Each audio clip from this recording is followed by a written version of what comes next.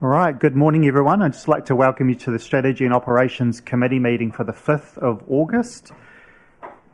And I hope you're all enjoying the warmth inside from the cold weather out there. I do hear on good account that it's sunny in Otaki, but it's obviously, yeah, thank you Marilyn, thank you.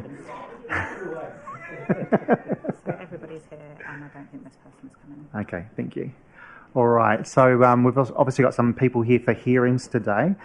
Before we get into that, I'm just going to move to the council blessing, and if I could ask Your Worship the Mayor to read out the blessing.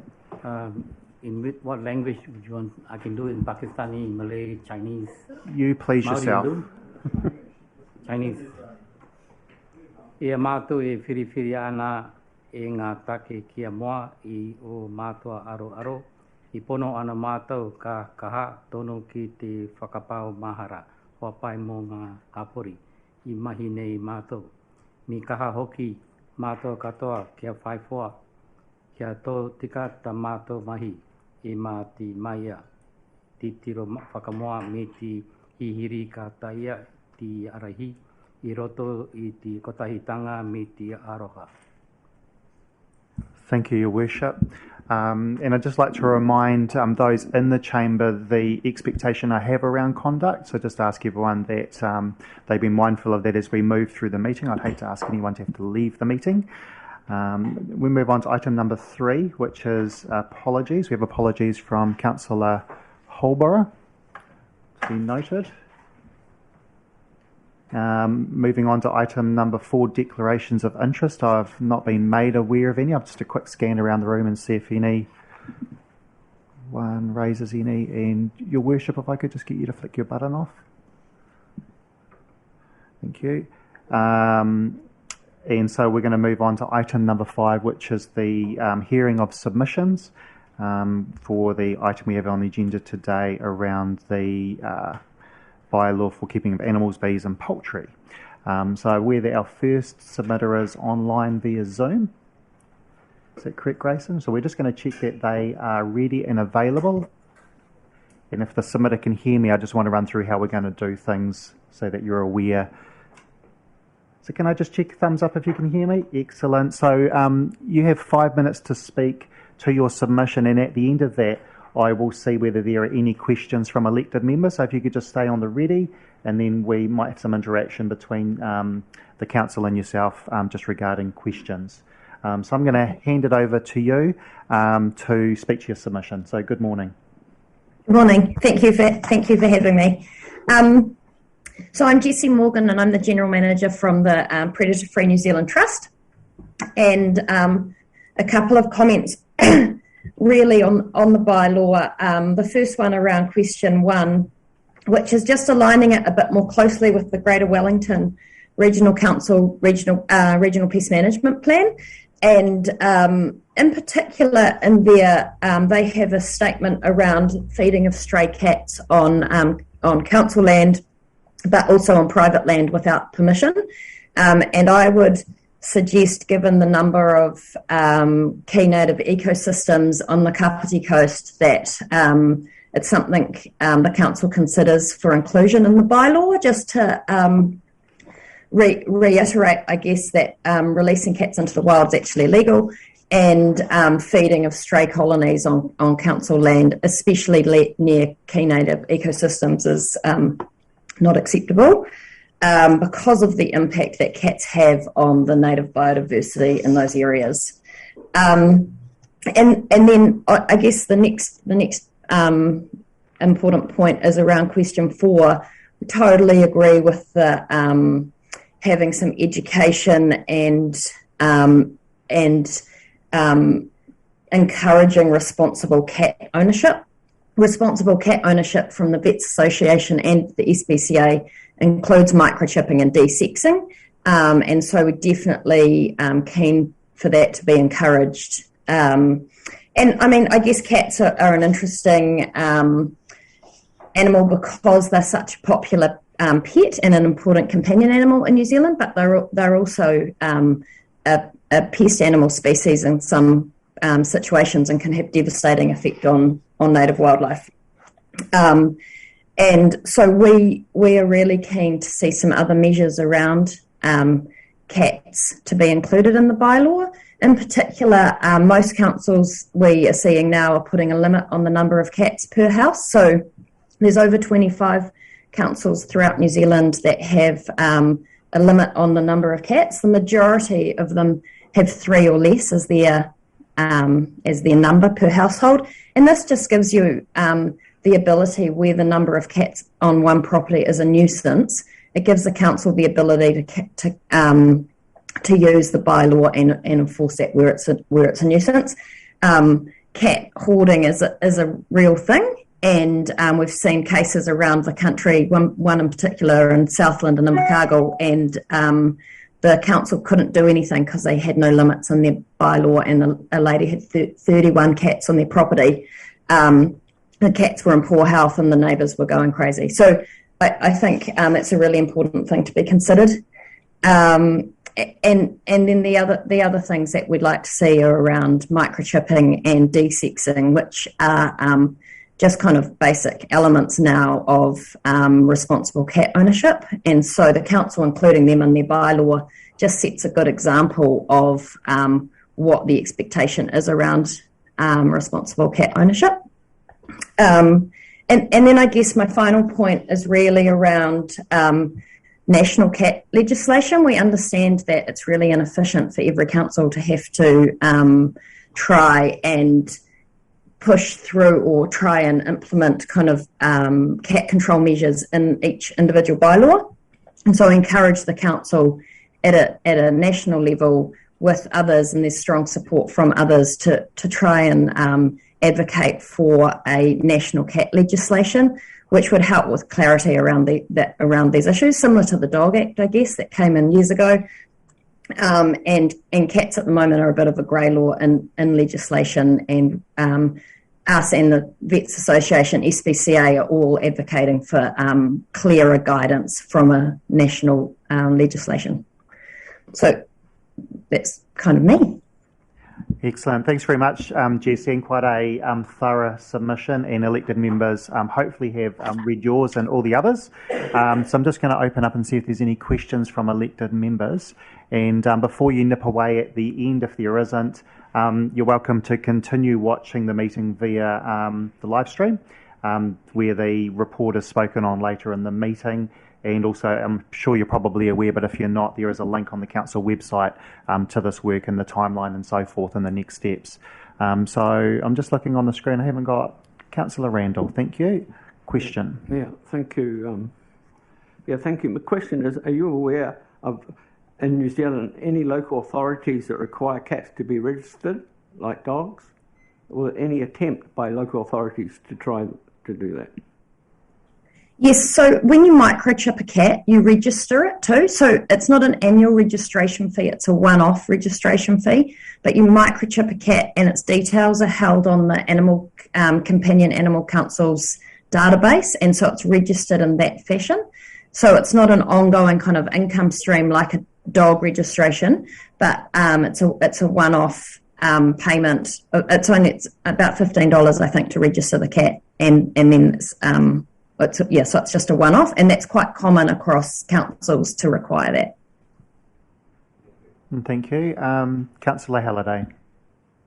Thank you, through you, Mr. Chair. Nothing too major on my end, but I think I read somewhere there, and I can't find it at the moment, that although you were looking at the general word is a limit to cats would be about 3, you were suggesting maybe 1 cat. Did I get that wrong? Or do you have a suggested number that you think is a good number for people to have as cat ownership? Yeah, where you got that from is when the Wellington City Council consulted on their bylaw, they gave people options, and the most popular option from the public was 1 cat, that they thought 1 cat per household was sufficient. We understand that people like to have a couple, so 3 or under is kind of our recommendation. We think that's not too limiting for cat lovers, but it's not, and that's a number that can safely kind of and happily be kept at home together. Lovely, thank you very much. Right. Thank you. Your Worship, the Mayor. Thank you, Jessie, for a really good submission. My question is this. Has your organization nationally been involved with new subdivisions in ecologically sensitive areas, where as a condition to the subdivision that you're not allowed to keep cats? Are you aware of that? I'm asking this question also given the increasing pressure on more housing and the pressure that will apply to ecologically sensitive areas. Yeah, I am aware of quite a few of those being in place. We haven't as such been involved in them, but I am aware, particularly up in the Waikato, there's quite a few, and on the outskirts of Auckland too. And there's probably more if they're just not close in my memory. So it's definitely something that is becoming increasingly common on those new subdivisions, especially near ecologically sensitive areas, but even just to limit the number of cats because of the spread of toxoplasmosis and the nuisance they cause by kind of going into other people's gardens. So yes, it's something that is happening across the country. Councillor Pravanov. Thank you, Mr. Chair. Thank you, Jessie, for spending the time putting the submission in and speaking today. So I've got a couple of questions. So there's two in your presentation you gave. You talked about two things. One was feral cats and how they shouldn't be released into the wild, and then you talked about domestic cats being microchipped. And it was sort of really quite black and white, but I think in reality there's domestic cats actually do go out into areas that are outside their property. Plus, you've also got cats that do get lost or they do wander, and they're not feral cats. And how you think that all should be managed in relation to microchipping, and I suppose control of some cats which are problems. Yeah, so you're totally right. Cats roam, and they roam far further than we think they do, up to 5 to 8 k's from their house. So they have these big home ranges. Microchipping actually keeps domestic cats safe. So by microchipping cats, it enables us to manage cats within a key native ecosystem and live capture, and then the cats can be scanned, and if they have a microchip they can be returned to their owner, and if they don't have a microchip they can be assumed that they're feral. And so this is where the usefulness of compulsory microchipping comes in, that you know with certainty that if the cat's a microchip they're owned and they can be returned, but if they're not they can be managed appropriately, either rehomed if they're friendly, and if they're very feral then euthanized. So we are aware. I mean, there needs to be a behaviour change, I think, of New Zealanders for it to be more common for them to keep cats inside, safe at home, and that's very common overseas. But in New Zealanders, New Zealanders tend to let our cats roam, and that's probably a longer term discussion for people. And it's definitely something the SPCA are encouraging because it's better for cats to be kept at home. Do you know what percentage of cats are microchipped in New Zealand? It's actually higher than you think. I think it's about 70%. So it's not that controversial to add a compulsory microchip. So most responsible cat owners now microchip their cats. It's becoming far more common than, when I was a kid, for example. So I think, some of the submissions talk about, these are conversations about feeding cats, and the idea is to be able to to capture them rather than shooting them to ascertain whether or not they do have a microchip. Do you have any comments on how you actually, control or reduce those feral cats? Yeah, well, there's two examples in the wild. Where they're far away from on rural land, or they're far away from populated areas. You can use shooting or kill traps, but near populated areas, residential areas, that would be not advised, because the last thing we want to do is to, cats are a family member, and so we don't want to harm them. So a live capture trap scan, and the scanners are just the same scanners you use to scan cattle, and they're pretty common. And then if they don't have a microchip, you can either assume it's feral, or some cat shelters will hold them for a few days to see if they become friendly. But most people, most experienced practitioners, when they see a feral cat in a cage, you can tell it's feral. They're quite different from the cats we have at home. Yeah, well, I have to say, we live in a lifestyle block, and we had a cat that had been milling around our place for 2 years, and I was sick of it coming and eating our cat food, and so I thought, right, I'm going to catch this. Just checking, is there a question here? Yes, there is. Okay. And so it came, and we caught it.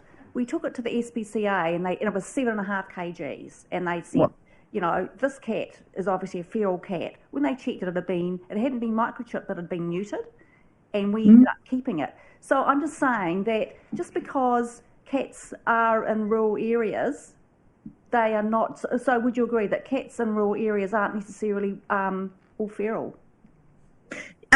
Yes, and most farmers will know their neighbours' cats, and so where farmers need to control feral cats, which are a big problem on farmland, they'll tend to know their neighbour's cat, and yeah, so they're not always feral, which is why holding them in a cage or under having an experienced practitioner look at them is really useful. So that's why we're saying that doing a live capture rather than a kill trap is beneficial. On rural, like I wouldn't say a lifestyle block's rural as such, because of the number of houses and owned cats in that area. Thank you. Thanks, Councillor. Councillor Compton. Thank you. Through the chair, I know you mentioned it in your verbal submission. It's in your written one around the where you cite cats as the primary vector for the spread of toxoplasmosis.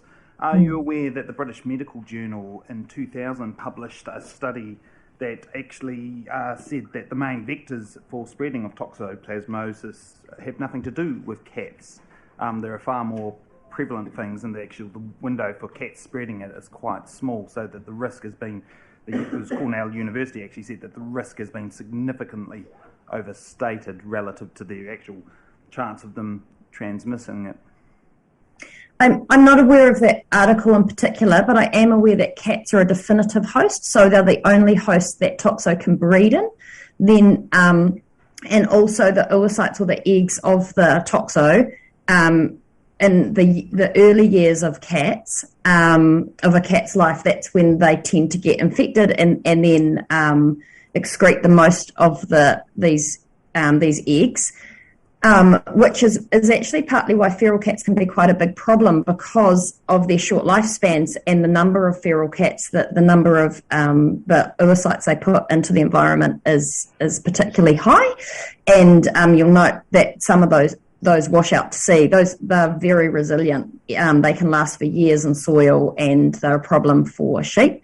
I don't know about the article. I'll look it up, but I definitely know that they are, the definitive host, and so that they're the only thing that the toxo can breed in. Okay. Councillor Pravanov, another question? Yes, so thank you. And I'm just following on from Councillor Compton's question. Do you know what percentage of cats do harbour this disease? Oh, it's really high. I watched a research thing on it the other day. I couldn't tell you, but it's almost all cats get it and spread it at some stage during their life.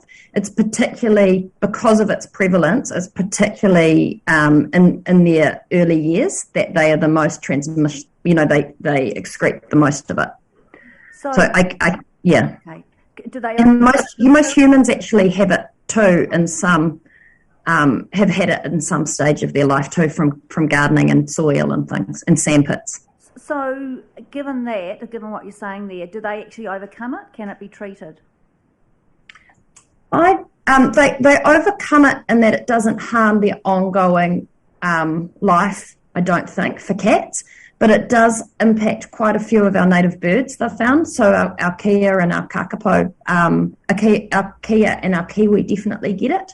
And they've also found that it's one of the major causes for the death of Maui and Hector's dolphin. So it goes out to sea in the water. The salt water doesn't kill it, kill the eggs. So the cats do overcome it, but the sheer volume of cats in our landscape means the volume of, the amount of toxoplasmosis eggs out there for the sheep to consume is really high. Sheep farmers vaccinate their sheep or their herds regularly to prevent it, but that vaccination's not 100% effective, and they can still get these kind of toxostorms through herds.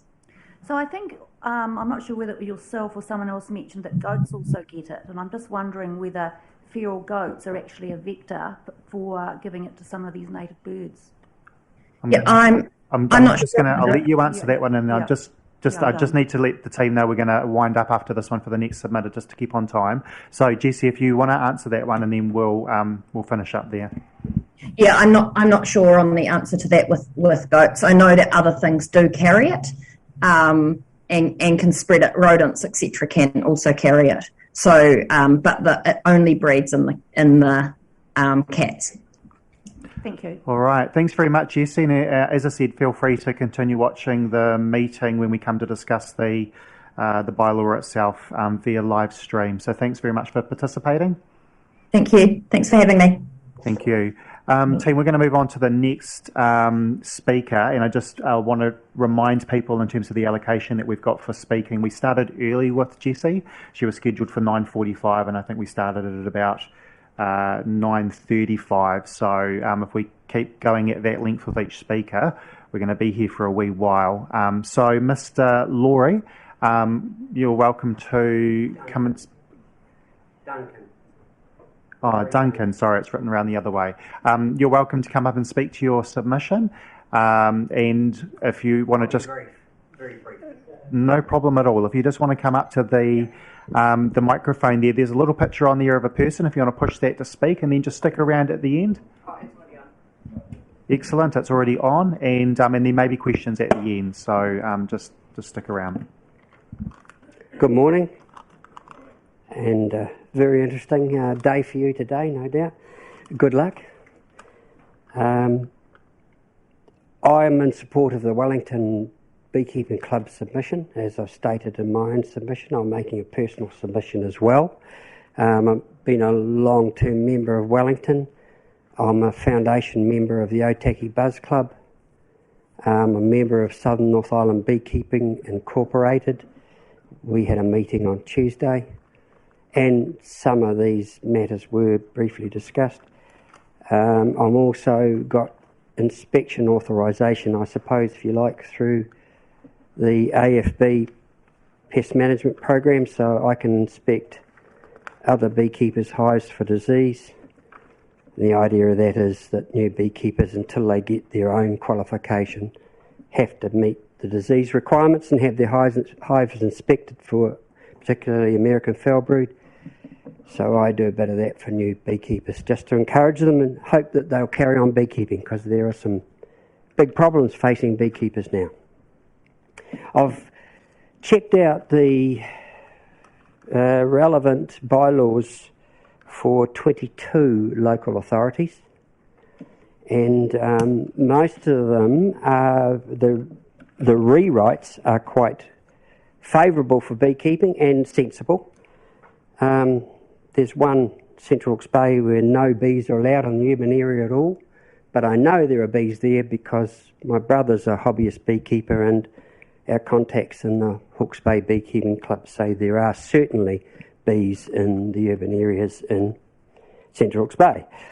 Our worry is that they're driven underground, and that's probably occurring there. And that's what we wouldn't like to see, or I wouldn't like to see here. I want the beekeeping to be encouraged for obvious reasons and as open as possible, provided the regulations and requirements are met. So there's one other restrictive local authority among those 22, and that's Gisborne. particularly restrictive. I don't know how they police those heavy restrictions, but be very difficult. Capity has been pretty good, I think, until now, and I think it will still be good. But as I say, we are very worried about any beekeeping being driven underground by any further imposition, particularly of fees, because if you did have a fee, you would certainly be an outlier as a local authority in the lower and central North Island, and indeed part of the South Island, because I've got some South Island local authorities covered as well in my analysis. That's all I have to say. Thanks very much, and I appreciate the background research you've done around other councils. Both, I think, your submission and another one there had some additional information that was helpful to us. So, see, Councillor Pravanov has got a question. So. Yeah, I've got 3 quick questions. So what you're saying is that having to register with council is basically replicating what is also done within the bee industry for local. Not registering necessarily a permit, particularly with a fee. Look, there are authorities that do have permits. I've got 4 here only out of 22. No restrictions. There are 5 with no restrictions at all. They have just nuisance guidelines, and they're Taupau, Hastings, Horowhenua, Ruapehu, Tararua. They have no restrictions, just the nuisance guidelines. It's the imposition of fees, because it's already quite expensive now to keep bees. We've had Varroa in this country for 21 years, and Varroa has introduced a whole lot of issues to beekeepers and a whole lot of further hurdles that they must surmount. And of course, it comes back to ecologically how much you want to encourage beekeeping in today's environment. We've got no wild hives anymore because of Varroa. Yeah. So we've lost half our pollination force. Yeah, so that actually leads into my second question. So with the advent of Varroa mite and other diseases, how large is the population now in comparison to, say, 10 years ago? Because one of the arguments about this is because of safety. Huge. It's been dropped. But we're already... Tuesday's meeting, I had contact with commercial as well as hobbyist beekeepers, significant commercial enterprises, and there's thousands of tonnes of honey unsold sitting in this country. The Manuka gold rush is, it's become a real problem. It's attracted a lot of people to beekeeping who weren't aware of the work and the commitment involved, and some of them, I fear, aren't probably aware of their regulatory commitment as well. So we don't know how many unregistered hives there are, and we don't want to see that encouraged. We want everyone to be registered, want everyone to be meeting the requirements, because all our hives are in danger if we have unregistered, unmanaged hives. Okay. And any unregistered hives that are found are destroyed. Okay. So, yeah. And so my last question is about, so how far does a bee actually fly? Because there's quite a lot of conversations around bee paths and how far do they fly, and what can influence? Well, when we have American foulbrood come up and that incident is recorded, we get notified, and we get notified if we're within 2 to 3 kilometres of that source of AFB. But I am aware of German research which indicated that drones particularly were flying 10 miles. Now, we used to have a radius basically of 5 k's that we worked to. It's how far our bees went, but they go some distance. Thank you. We work on 3 to 5 k's at least. Yeah, okay, thank you. Councillor Randall. Yeah, thank you. Yeah, my question relates to urban areas. I mean, the biggest problem in neighbourhoods is wasps, isn't it? Yes. Wasps would be a bigger problem, far bigger problem than bees. Yes. Yeah. I collect swarms. I'm on a national database for swarm collection, plus Wellington Club swarm collection. To keep the community on board and to help out the community and beekeepers, we collect swarms. So you don't want them going feral because of the disease risk. And a lot of calls I get are actually for wasps. People don't know the difference. and I can understand that. We have two species of social wasps in New Zealand that are a problem, the German and the common wasp, and they're very hard to tell apart. But I know as soon as I see them flying what they are. And if I get a call and I say, where are these insects? Are they hanging off a branch? Oh no, they're in the ground. Well, I say they're wasps. So if you want to, contact the pest control agency, because I don't want to take business away from the pest companies, but I will get rid of all wasps that I know about if I have to. Councillor Halliday. Through you, Mr. Chair. I went along to one of the meetings in the lead up to the elections. I was quite surprised how many people get along to those groups and that sort of stuff. Your associations are very, very well attended by the people that keep hives. Look, one question I had is in relation. You note that in your submission here, especially with hive number limits. You're referring that we have a limit of hives that can be kept in urban areas in Kapiti? Because I couldn't see anything in our proposal. Or do you have a view with regards Yes, you do. Yes, you have done. It varies. Look, the bylaws that have been amended in places like Wanganui, Palmerston North, Manawatu, they've consulted and they have hive limits according to the size of the property. Right. And that's quite logical. I think up to 500 square metres to 700 square metres, 2 hives, 700 to 1,000, 4 hives. That's a few. And then more than 2,000 square metres, 6. And then above that, 8. Mm-hmm. I'm not aware of high numbers in the urban area. Most of our beekeepers wouldn't want to be keeping that high number. But certainly 2, 3, and depending on the size of the property. But you have guidelines already for consultation with neighbours. And I've made a comment there that you really need to be talking to the tenants of properties. I know legally you're looking at landowners, but if they're an absentee? What cause have they got to worry about how many hives you've got over the fence from their property they don't live in? The tenants should be part of that. But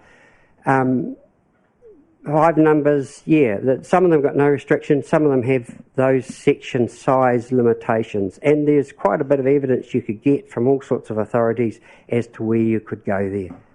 I'm going to, sorry, thank you for the answer. Councillor Halliday, I think you said you had one question, that was it? Look, I just did one other one. You mentioned big problems facing beekeepers, and I appreciate the Chair wanting to keep this fairly brief, yes. But if you could just briefly summarise what some of those big problems facing beekeepers now are. Well, Varroa is a big problem, and the association that Varroa has with introducing weaker hives and more American foulbrood getting in. American foulbrood is the biggie, and if you have American foulbrood in the hive, you're obliged under the pest management program to burn it within 7 days. Notify them within a day or two.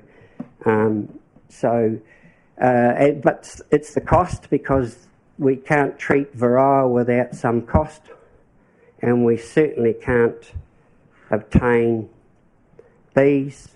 The cost is coming back a bit now because a lot of people are getting out of beekeeping. There's a lot of commercials with they're abandoned, not a lot, but there are some commercial beekeepers who are basically abandoning their hives because they've got huge costs, particularly now with treatment, and they aren't able to weather the storm, if you like. Just got one last question from myself, and I'll try and keep it brief. I had mentioned you'd obviously done a bit of research just around other councils and looked at their bylaws, and no problem if you can't recall, but do you know if they are recently refreshed bylaws, yes, or whether they are old ones, the ones that you're mostly refreshed? I'm aware of the 10-year provision, so yes, sure. Most of these are pretty new in the last year or two. Yes. Okay, all right. Yes. Look, thank you for coming along and your detailed submission and sharing your experience with us today. Likewise, as I've said to the other submitter online, you're welcome to sit around and watch for either part or all of the meeting. So appreciate you coming along. Thanks very much. Next speaker is Beverly Dowling on behalf of the Forgotten Felines Foundation, and just welcome you up. And I see the microphone's still red, so you're good to go. With 5 minutes and then questions. Thank you.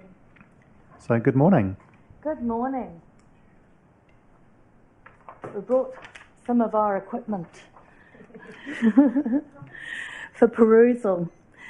So I'm talking on behalf of Forgotten Felines, who's actually run by Mary Bosley. It's just that I'm more of a mouth. So easier for me. So we have put in quite a lengthy submission, and I do want to say that I was really impressed with our pest management control, because we are actually quite aligned with the pest management control in many of the items that she was speaking about. We do believe that the current bylaw is quite flawed in the way it is at the moment and needs a lot of work to be able to make things a little bit clearer in regard to definitions and how it will be applied. The proposed broad statement for the bylaw does not define how cats or other animals will be assessed as being a lost cat or feral, i.e. no longer domesticated or wild-born. Ironically, the wild-born kittens are the easiest to socialise if we're managing a colony or similar, and we can get to them before 8 weeks, which we generally do if we're watching a colony. Any lost or stray colony cat trapped without a chip could be deemed feral and culled by the council under the guise of pest control. Our experience with colonies is approximately a third of the cats might end up euthanized. They've got an infection, or they might have FIV or FELV, or it's simply a situation they would be euthanized. A third of them are actually cats that are lost pets, or cats that have been taken for a joyride by idiots and then thrown out and dumped, or cats that have strayed because they were not desexed and they can smell a female from 7 k's away. And all of you who've had teenage sons can know what blinkers look like. So these cats end up in a strange place, wondering, where the heck am I, when they finally come to their senses. But they tend to stay where they are. And it is actually a fiction that cats can always find their way home. They can't always find their way home, which is why we're supporting mandatory desex and microchip. Now, I know the argument is that microchip and desex has not worked in Palmerston North. The reason it hasn't worked is because although it's there in print to desex and microchip, it's not really being policed. I know of a backyard breeder that's been reported 3 times, and he's still breeding cats and selling them entire. There's a pet shop selling entire cats for huge amounts of money that people then buy and want to make more cats to make money. So this is happening all the time, which is why we propose that one of the things within the bylaw would be to support best practice of the Companion Code of Animal Welfare, that being that pet shops do not sell entire cats. Best practice includes microchip and desex. The question is policing it. How do we police it?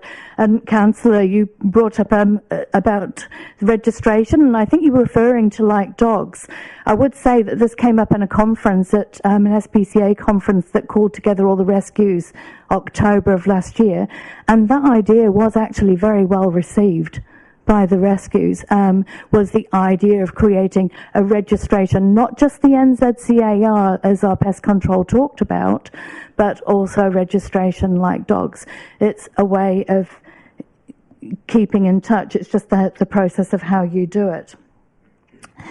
The bylaw is very much a single blanket bylaw, and it's not really, doesn't seem to be adaptable to different situations. Both pest management, SPCA, the New Zealand Cat Management Strategy Plan, which is, although draft, is still a very guiding piece of work for councils around New Zealand, is very clear that there has to be a flexible plan. The way you treat the cats in, backing onto the bush is quite different to how you do it in an urban area. I just got told yesterday of a cat that got killed by a Kapiti Council approved pest controller by kill trap in a quiet little cul-de-sac of Peka Peka, and then chucked out on the landfill. The cat was deemed a nuisance because it was going to the neighbour's ground catching rabbits, and it was microchipped. So the problem with having the cats in the cages is, how do you scan them if they're still in the cage? Now, pest control argue that they can scan through the cage, but we've got a one scanner. Where's the one scanner? Go get that one scanner. So they say that they can check with the one scanners, but they don't actually fit through the cages. So you do need to have that time, as pest control said, of seeing the cats in a crate and assessing them. There is nothing within the bylaw that promotes that whole idea of 7-day hold, like you would with the dogs, looking for the owner. So as you can see, there's our little cat, clearly screaming up and down the trap, and you just can't get that in. So you need to find a way. These would be the normal scanners that we would use.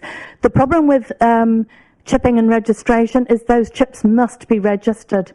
Now, quite often the vets will chip cats, but not organise the registration.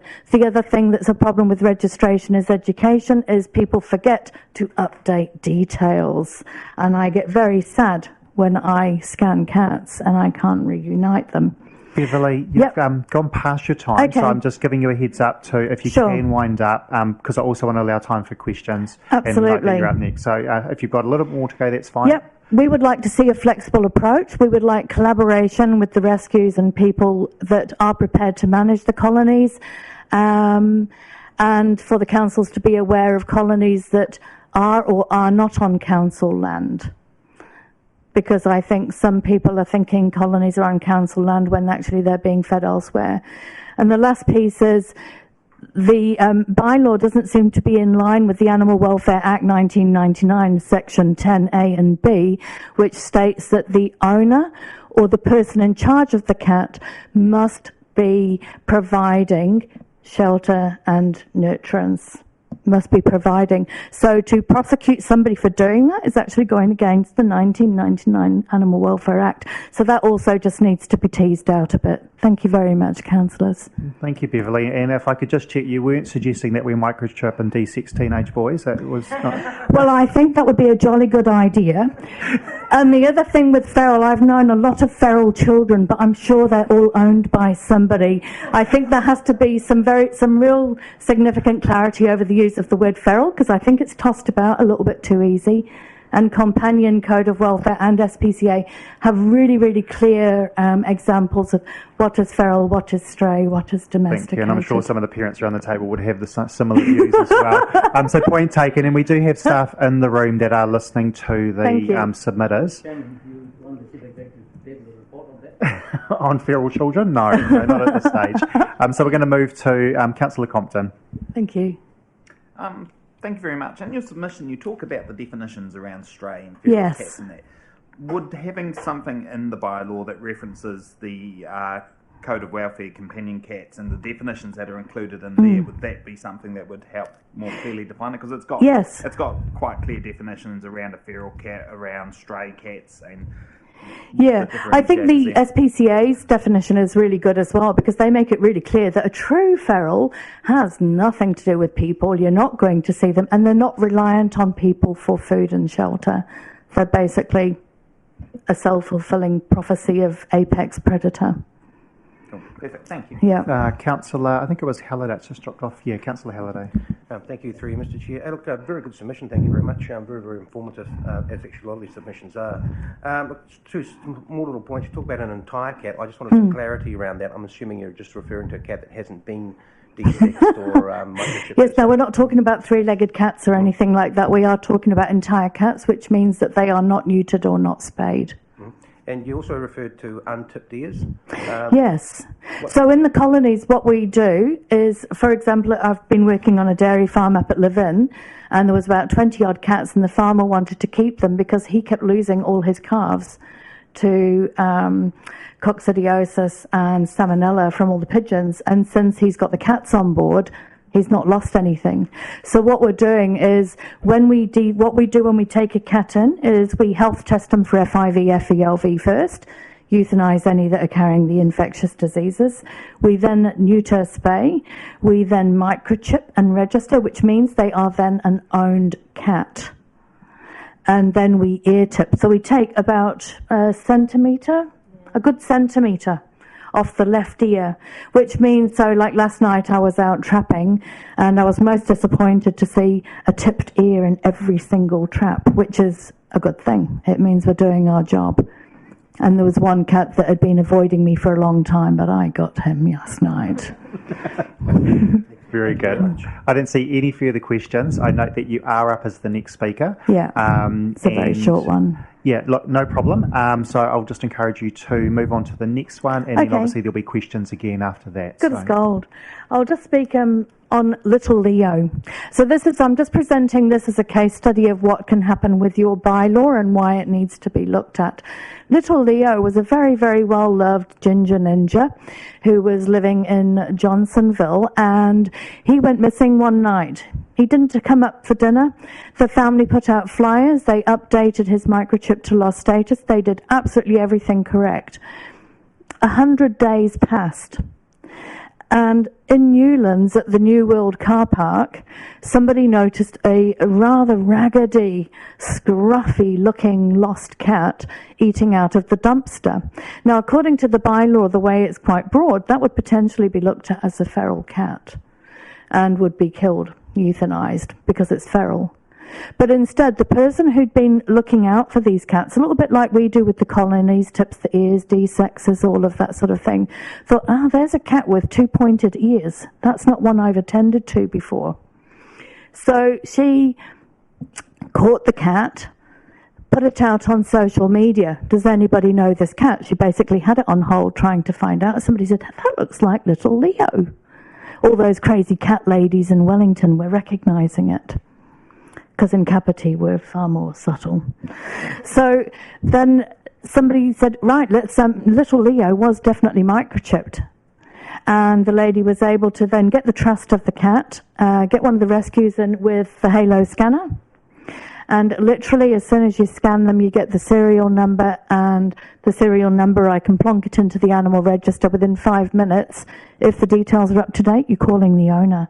The owner received a call to say her little Leo, after 100 days, was alive and well, looking very worse for the weather, but he was reunited and back in the house.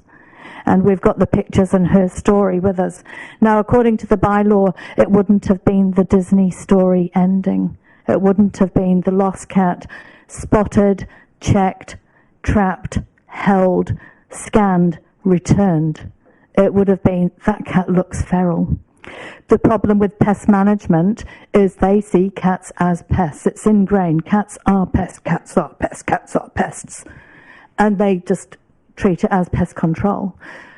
Our space is that some of those cats might have been born wild, but which ones of those are lost cats? Which ones were the rogue boys that went wandering off? Which ones were the girls that got dumped with that first set of kittens? I've got a cat at the vet's this morning. She's on to a second lot of kittens, but she's already desexed, and the kittens are getting vaccinated, and we've already got homes pretty much lined up for them. So what we would really encourage the council to do is look at their definitions, look at the flexibilities around it. We would really love to be working in collaboration, because we think management is key and very, very important for all parties. Thank you. Thanks very much, and appreciate your knowledge and obviously the work that you are doing out there with the likes of the farmers and so forth. So we've got Councillor Pravanov. Thank you. Thank you through, Mr. Chair. That cat trap is what we caught our one in. My question, though, is I can't remember what was in your submission or one of the other submissions. It talked about whether a cat had to be identified before it was actually killed. Is that actually a legal requirement, or what is actually, or is that best practice? The Wellington Pest Control, Mary, am I right in speaking? A microchipped cat is considered an owned cat. So ideally, you should be identifying if they're microchipped before you kill them, not after, because I doubt the council's going to call an owner and go, oh, sorry. That's not going to happen. So ideally, the cat should be identified first. And if you need to see if they're microchipped, the first thing we do is check the microchip. Yeah. So I understand that. So that's best practice rather than what is actually a legal requirement anywhere. I don't think it's in legal requirement, but I think the Wellington Pest Control... Greater Wellington Regional Pest Management Plan does define a pest cat as not being microchipped in an area where microchipping is compulsory, or not microchipped or registered on the NZCAR, and free living, unowned, and unsocialized. and has limited or no relationship or dependence on humans. Okay, so Which is a good description. That's Yeah. in the Greater Wellington Regional Pest Management Plan. Okay. So the key part of that, what you just read out there, if I got it, was that it was a compulsory requirement to register cats. Yes. If it's not compulsory, then it's probably a bit different. Yeah, and this is our concern, because the way the bylaw is stated at the moment in its vagueness, which means very broad application and interpretation, it means that the council could have killed a pet cat while the owner's still looking for it, like in the case of little Leo. Councillor Pravanov, did you have any further? I do actually. So do you know how many cats in this area are actually killed by pest control people? Because I don't work with pest control, I don't know. But we have recently talked to one of the pest controllers that was shooting cats up near Mary's. He came to Mary's to see if she needed any cats shooting without realising what she does. But he did not realise that if, in fact, he was killing cats without checking for microchips, and if he killed an owned microchipped cat, he could potentially be breaching animal welfare. Thank you. Which places them in a very difficult position. Councillor Halliday. Thank you. Through you, Mr. Chair. Look, hearing what you're saying with regards to the laws or the bylaws around this, I mean, bylaws generally there is a last resort rather than as a primary focus of an issue, if you like. I'm very aware that KCDC staff, in regards to animal welfare, are very caring in that space. I think it would be prudent to say that if there was a cat that looked feral in an urban environment, there'd be more of a chance that they would approach that with regards to a catch and check the cat rather than a kill trap as such, versus perhaps a rural setting which has quite different rules. But in your opinion, do you think that is the way that it's done by our local council, that it actually uses the kill trap technique initially versus a more humane approach in the first instance? Because I struggle with that one. Yeah, so do I. But the report is that the kill trap was used, which is why the Bengal disappeared. And of course, they've got high prey drive. As far as in the middle of town goes, we know that the shooting is kind of the way it's done rurally in our area, up towards Te Horo, Peka Peka area. I don't know what's happening in town, other than I am aware that poisons have been used, like alpha chlorelose, which causes a slow creeping paralysis to the point where they are either hypothermic or they can no longer breathe, which is considered a humane kill. Councillor, Councillor, could I suggest maybe that's a question for staff later, if it's in regards to council practice? Because I'm not in pest control, I'm into management.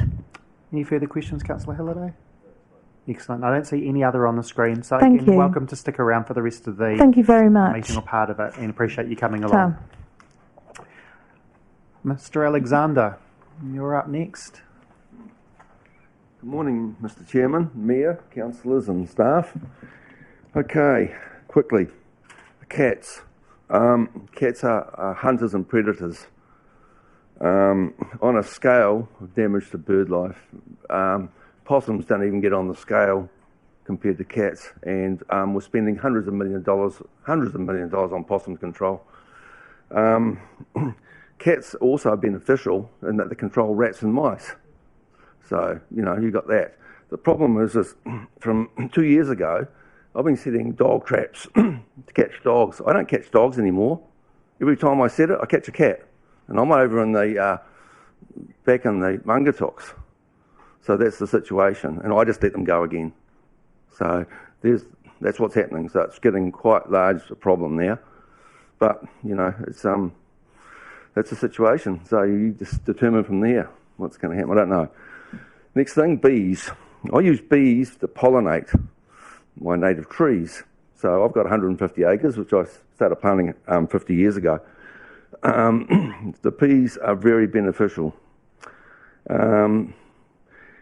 You've got here 10 metres back from public. Well, the only site I use to pollinate my major trees, site I can only use is within that area. And I've been using that same place for 48 years. Now you're going to tell me now I can't use it. That's a major environmental problem. Now, when I'm there working on the bees, if someone comes along, they normally end up talking to me for half an hour. They're so interested. The other thing is, I also have native beehives, which I protect. And they normally actually nest in the actual crevices in the bank of the track, right where people walk. So there's a problem. You're going to ban those as well. So you've got a big problem there. So I don't know. So yeah, okay. So then the third thing is, if we get to today's page 7, under protecting the public from nuisance, promoting the health, managing public health and safety. Right. The council has erected 3 cattle stops 6 years ago on the Arihanga Peka Ara track. This, according to the council, is a combined area. No room to manoeuvre, okay?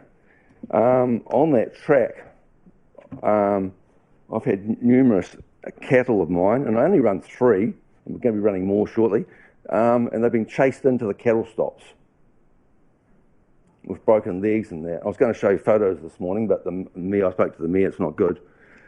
That situation, you've got them there, and if you go to the Ministry of Business and Innovation and Employment, it specifically states cattle stops should not be placed, for example, in the corner of a paddock or pinch areas. Otherwise, it is possible for an animal will be stampeded into the cattle stop. So you're actually making these at the moment. You're not doing anything on the bylaws, but you're breaking the law.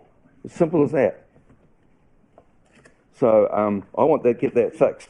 And also, I've had many comments from the public, and these have been sent to the council under the service requests, and I'll read out what it states. I'd like to discuss a cattle stop, and this person's name is withheld. Is concerned about cattle with broken ankles. The person works on a farm where the cattle have been mained and etc.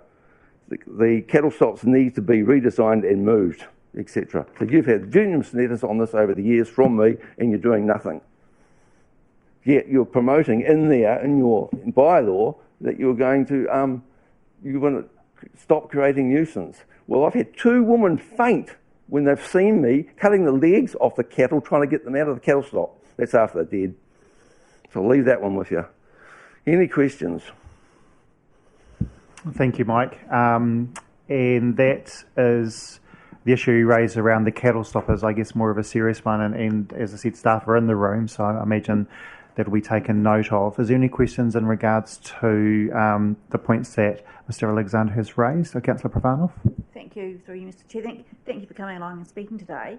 So I haven't actually opened up the draft bylaw, but I just wanted to check with you in relation to the 10-metre setback.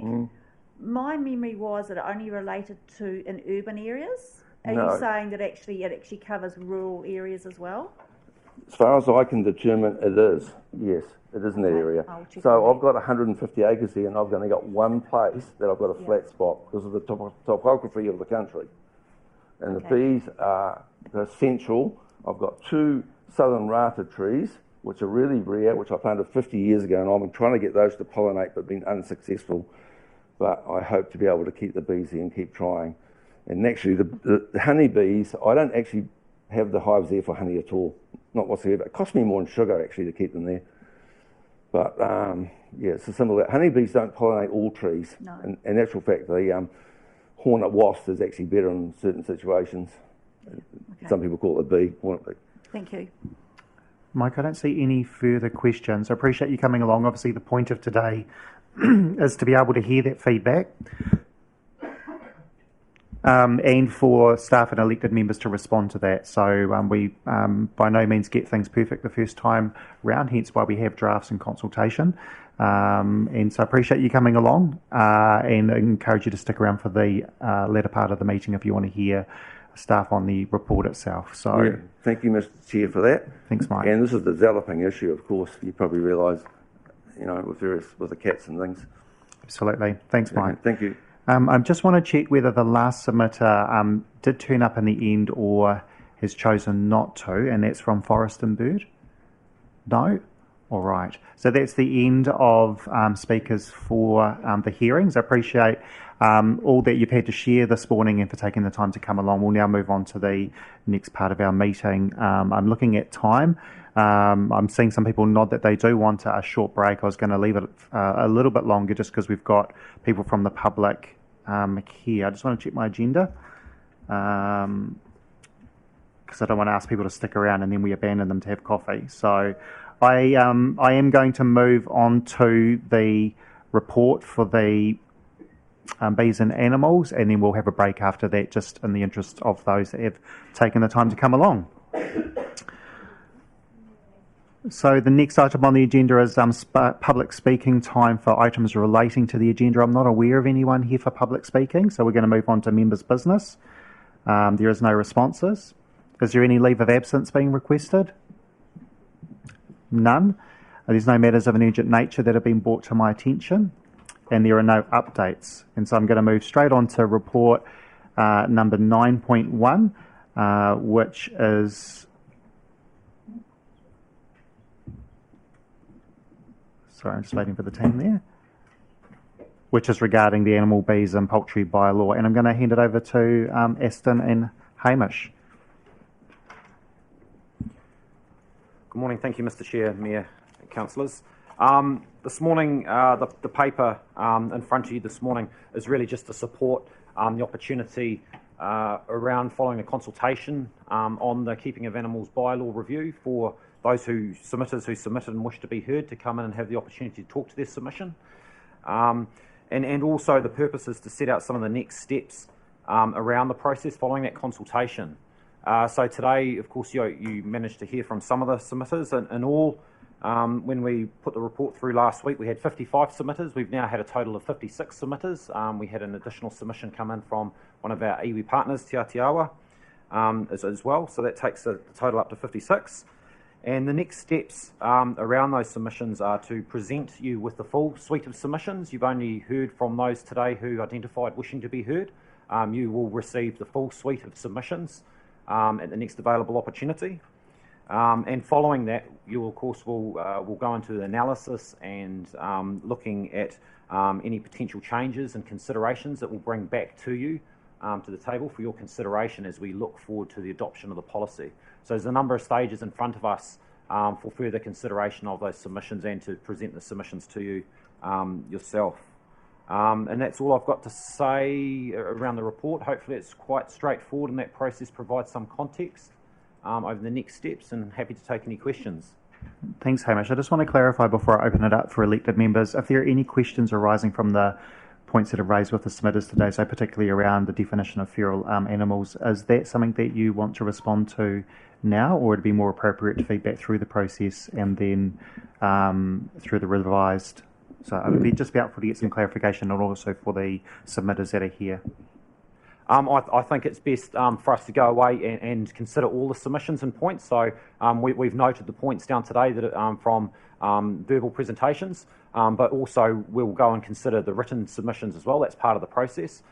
So between those two processes, we'll capture them and reflect that into thinking and further considerations that we'll bring back to the table for council. So pick it up in the process if that's all right, rather than responding here and now.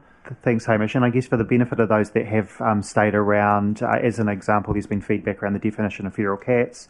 You and your team take that on board. You'll bring back some suggested changes based on all of the submissions. Some points you may agree with, some may not. Then councillors, elected members, have an opportunity to test that and may choose to support the thoughts brought forward by staff. Or, for example, may choose to put their own suggestions forward as elected members, say, for example, the number of cats or so forth. So, correct. Is that correct? Excellent. Yep. So I hope that's helpful for those that have come along today as well. Any questions from elected members in regards to the report? Just remembering that we're not going to touch on specific matters relating to the submissions. It's more appropriate we deal with them all at once at the next report. Councillor Randall. Yeah, thank you. Just a point of clarification about where this report is being handled. Is it being handled by Strategy, Growth and Recovery or by the regulatory team Like, which team is dealing with this report? So, as the policy research and policy team, we sit within the strategy, growth and recovery group, but we work very closely and with our other partners across the regulatory space in analysing and presenting feedback and thinking through to yourself to consider. So we work collaboratively on it and with other areas of the council as well, where particularly the point around overlaps with parks and recreation. So we work with a variety and coordinate that process and response. Which section will ultimately be responsible for this?